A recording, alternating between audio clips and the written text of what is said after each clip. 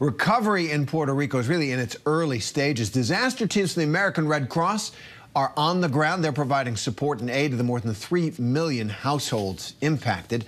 And joining us now, the spokesperson for the American Red Cross, Grace Meinhofer, live from the Red Cross Puerto Rico headquarters in San Juan. Grace, thank you for being there. Thanks for being with us. I want to talk this. It just feels like Puerto Rico can't catch a break. The energy distributor is saying that 300,000 customers do have power on the island, so that's coming back, more expected in the coming days. Just describe the conditions where you are and how is the Red Cross helping? Thank you, Terry. Thank you for having me. I'm currently at the headquarters of the American Red Cross in San Juan, Puerto Rico. We have hundreds of volunteers who have come here to provide aid and support to the communities around the area. I have to tell you that some of these volunteers were here for Hurricane Maria, and some of them right now are affected. They don't have water, they don't have electricity at their homes, but they're here to deliver the aid that the Puerto Rican needs at this time.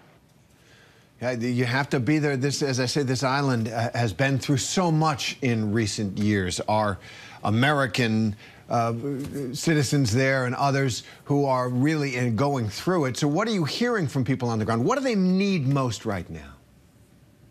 So right now they need, a lot of resources, and the Red Cross is working to provide not only supplies like comfort kits, blankets, cleaning kits, but also we have pre-positioned blood products and platelets to have them available to distribute to hospitals. Also, part of the Red Cross mission is to provide disaster mental health services. So people, if they need medication, if they lost their glasses, if they need any kind of medical support, the Red Cross will connect them with doctors and nurses that would provide the assistance that they need.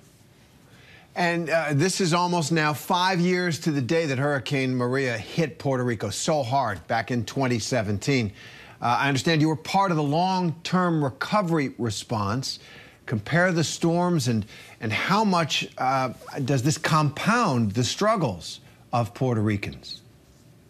Yes, I was part of the long-term recovery here. I think one of the lessons learned for us was that as we saw the devastation and the need for food, the Red Cross provided the government of Puerto Rico support by installing solar panels in more than 150 schools that today serve as shelters in the island. So that helped the school lunchrooms to provide hot meals for the people that are seeking shelter, and also help with the preservation of food as days come and we're still going to have to provide that support. So I think that today, 5 years later, we see the result of the efforts of the disaster relief operation that the Red Cross had back in for Hurricane Maria.